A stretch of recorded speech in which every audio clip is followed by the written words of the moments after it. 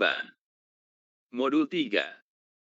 STEAM adalah singkatan dari Science, Teknologi, Engineering, Art, Mathematics. Teknik adalah ilmu yang mencakup desain sistem, peralatan, dan mesin. Pendekatan pembelajaran STEAM yang mengajarkan pelajaran matematika dan IPA secara terpisah dalam waktu yang berbeda dikenal sebagai pendekatan silo. Pendekatan terbaik untuk menerapkan pembelajaran STEAM pada siswa sekolah dasar adalah integrated. Berikut merupakan salah satu tujuan diperlukannya pembelajaran STEAM, yaitu menumbuhkan keterampilan penalaran calon pekerja mendatang.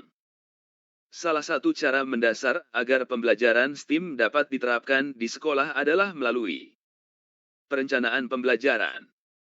Berikut ini merupakan contoh prinsip pembelajaran STEAM yang berupa prinsip keaktifan, yaitu peserta didik diminta berpikir secara induktif. Apa suasana dan norma yang dominan berlaku dalam pembelajaran STEAM yang dilakukan dengan model problem-based learning dan project-based learning? Kolaboratif. Berikut ini merupakan contoh penerapan dari pembelajaran STEAM untuk anak SMA yang tepat. Peserta didik diminta membuat proyek identifikasi bentuk geometri melalui alam yang dikunjungi. Di bawah ini yang merupakan salah satu tantangan pembelajaran STEAM yang perlu diatasi, yaitu dianggap terlambat saat STEAM diterapkan di sekolah menengah atas. Neuroscience merupakan ilmu yang mempelajari sistem syaraf otak manusia dan seluruh fungsinya, misalnya pikiran, dengan menggunakan pendekatan multidisiplin. Bagi neuroscience, pembelajaran dianggap berhasil mengoptimalkan potensi otak ketika mampu menyalakan banyak kelompok-kelompok neuron secara bersama-sama. Emosi positif sangat berpengaruh terhadap keberhasilan belajar peserta didik. Daerah otak yang berfungsi sebagai pusat pengendalian emosi adalah sistem limbik.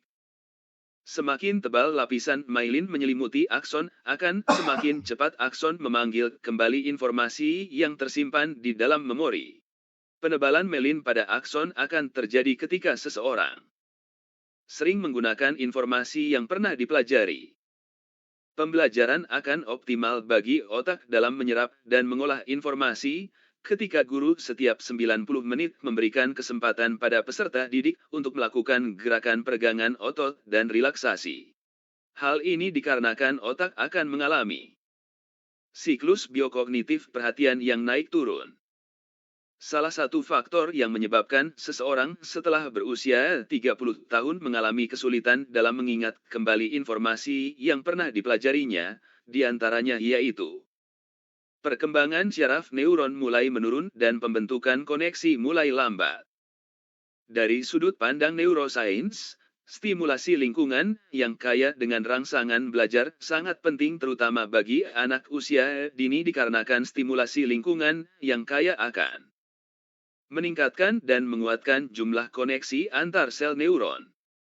Memberikan kesempatan pada peserta didik untuk melakukan gerakan peregangan otot dan relaksasi otak penting dilakukan pada proses pembelajaran berbasis neuroscience, dikarenakan kondisi relaks dan tenang dapat mengoptimalkan otak mengolah dan merefleksikan materi yang dipelajari. Menurut Jensen, 2008, pembelajaran berbasis neuroscience dapat dilakukan beberapa tahap, yaitu persiapan, akuisisi, elaborasi, formasi memori, dan integrasi fungsional. Dalam suatu pembelajaran diketahui sebagian besar peserta didik susah berkonsentrasi mengikuti kegiatan pembelajaran, sehingga pada akhir pembelajaran mereka tidak mampu menguasai materi pembelajaran dengan baik. Hal itu dapat terjadi karena hemoglobin dalam darah peserta didik rendah. Pembelajaran yang melibatkan penggunaan alat dan teknologi digital secara inovatif selama proses belajar mengajar sering juga disebut sebagai pembelajaran digital. Salah satu fungsi yang tercipta melalui jaringan, networking, yang tidak hanya mencakup fasilitas yang sangat dan sering dibutuhkan, seperti printer atau modem, namun juga berkaitan dengan data atau program aplikasi tertentu, adalah fungsi sharing. Salah satu prinsip penerapan pembelajaran digital yang mendasarkan pada kemampuan peserta didik, pengetahuan sebelumnya, prior knowledge, dan kenyamanan belajar peserta didik, yakni prinsip personalisasi. Di dalam prinsip penerapan pembelajaran digital, yakni prinsip penilaian, bagian penting dari penerapan prinsip tersebut dalam pembelajaran digital agar terjadi proses evaluasi yang mendalam dan komprehensif adalah pemantauan dan umpan balik berkelanjutan. Salah satu keuntungan terbesar dari platform pembelajaran digital adalah memungkinkan peserta didik untuk bersosialisasi, berkolaborasi, dan berinteraksi dengan sesama peserta didik di web yang disebut juga dengan istilah social engagement. Di dalam pemanfaatan pembelajaran digital di mana peserta didik dapat mengakses berbagai referensi, baik yang berupa hasil penelitian, maupun artikel hasil kajian dalam berbagai bidang, disebut dengan potensi akses informasi. Salah satu ragam pembelajaran digital yang disampaikan atau didukung oleh teknologi mobile dalam proses pembelajaran maupun terintegrasi dalam aktivitas pembelajarannya, disebut juga dengan mobile learning. Game-based learning, GBL, berfokus pada permainan yang tujuannya bukan untuk menghibur melainkan untuk tujuan pembelajaran dengan terlebih dahulu mengidentifikasi konteks dan kondisi yang mendukung integrasi dari permainan digital dengan lingkungan belajar formal dan informal.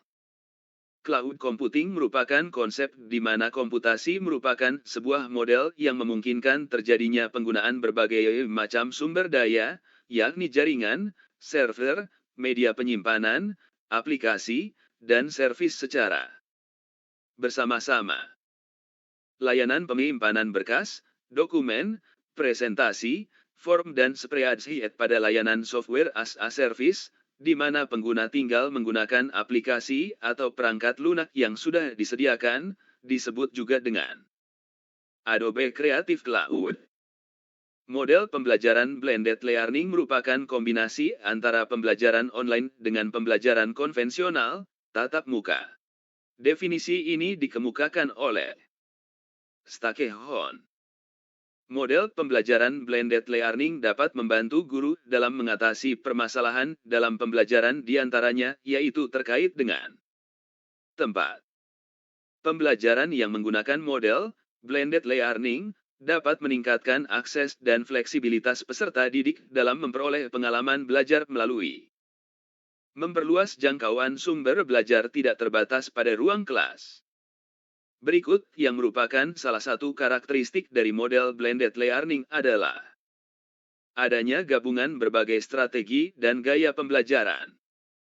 Berikut yang merupakan model kelas dalam blended learning yang termasuk dalam kategori model rotasi, rotation model, yaitu model kelas flipped classroom.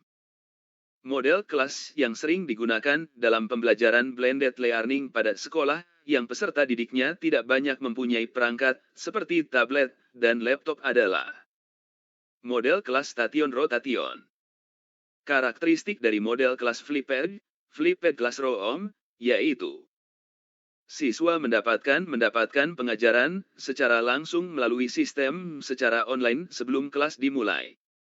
Pembelajaran yang menggunakan model blended learning dapat memungkinkan guru untuk mengarahkan pembelajaran fokus sesuai dengan kebutuhan belajar peserta didik secara individual. Hal ini dikarenakan model blended learning memungkinkan guru untuk mengetahui kebutuhan belajar peserta didik melalui aktivitas pembelajaran online. Komponen penting yang harus diperhatikan dalam merancang dan mengembangkan aktivitas pembelajaran dengan model blended learning, diantaranya adalah standar capaian. Guru dapat mengevaluasi kegiatan pembelajaran blended learning yang telah dilakukan salah satunya melalui hasil belajar siswa selama sesi pembelajaran. Salah satu tujuan pengintegrasian pembelajaran dengan pendekatan STEAM, diharapkan agar peserta didik dapat memiliki kesiapan terjun dalam dunia kerja mendatang. Berikut ini merupakan contoh prinsip pembelajaran STEAM yang berupa prinsip pengulangan, yaitu Peserta didik diberikan latihan soal STEAM. Berikut merupakan fase yang harusnya terjadi setelah fase membimbing penyelidikan individu dan kelompok dalam problem-based learning STEAM. Mengembangkan dan menyajikan hasil karya. Pembelajaran berbasis proyek pada pendekatan STEAM memungkinkan peserta didik untuk meneliti keberhasilan rancangan produk. Suatu kegiatan pembelajaran menggunakan waktu tanpa istirahat 3x45 menit, sehingga guru berpikir perlunya kegiatan relaksasi di tengah pembelajaran berlangsung. Kegiatan relaksasi berikut mana yang paling cocok untuk mengoptimalkan kembali kerja otak? Gerak pelenturan anggota tubuh. Ketika suatu kegiatan pembelajaran berlangsung lama di dalam kelas, kegiatan relaksasi lebih baik lakukan minimal setiap pembelajaran telah berlangsung selama 100 menit. Di bawah ini yang merupakan alasan utama bahwa pembelajaran sebaiknya menggunakan bentuk aktivitas yang bervariasi, adalah belahan otak kanan dan kiri kita mengalami siklus efisiensi secara bergantian. Menurut prinsip pembelajaran berbasis neuroscience, pembelajaran akan lebih optimal apabila mampu mengembangkan belahan otak kanan dan kiri secara seimbang. Di antara implikasi prinsip tersebut terhadap profil guru saat mengajar di kelas adalah guru harus inspiratif, berpikir sistematis, pandai membuat joke yang edukatif dan memotivasi. Berdasarkan uraian berikut, manakah yang merupakan implementasi dari model kelas lab rotation adalah peserta didik akan diatur untuk berpindah dari satu ruangan ke ruangan lain. Salah satu ruangan digunakan untuk sesi pembelajaran secara online, sedangkan ruangan yang lain digunakan untuk kegiatan yang lainnya. Bagaimana peran teknologi dalam aktivitas pembelajaran yang menggunakan model blended learning? Sebagai sarana penyeimbang interaksi antara pembelajaran online dengan pembelajaran tatap muka. Keuntungan apa yang ditawarkan oleh model blended learning melalui penggabungan pembelajaran tatap muka dan pembelajaran online? Dapat menerapkan berbagai macam pilihan strategi pembelajaran sehingga kualitas belajar siswa meningkat. Bagaimana cara yang dapat digunakan guru dalam mengevaluasi model blended learning saat kegiatan pembelajaran telah berakhir? Melalui data hasil belajar, penilaian kinerja, serta komentar dari peserta didik terhadap kegiatan pembelajaran. Dengan semakin banyaknya situs komunikasi dalam media sosial seperti Facebook, Twitter, Instagram, dan Mispace membuat komunikasi dan saling bertukar informasi semakin mudah. Perkembangan digital ini menuntut baik pendidik dan peserta didik bukan hanya mampu mencari dan memanfaatkan informasi saja, melainkan juga mampu menciptakan, kreate, informasi di internet. Potensi pemanfaatan pembelajaran digital tersebut termasuk dalam kategori potensi akses informasi. Hasil analisis kondisi pembelajaran menunjukkan, semua siswa memiliki handphone, kompetisi dan kerjasama tim rendah, guru perlu memberikan umpan balik yang cepat dan spesifik pada siswa terutama dalam penyelesaian tugasnya. Siswa perlu aktivitas pembelajaran yang menyenangkan dan memahami betul tujuan yang akan dicapai, dan semua siswanya menyukai tantangan. Berdasarkan hasil analisis tersebut, guru sebaiknya menerapkan pembelajaran dengan menggunakan games-based learning.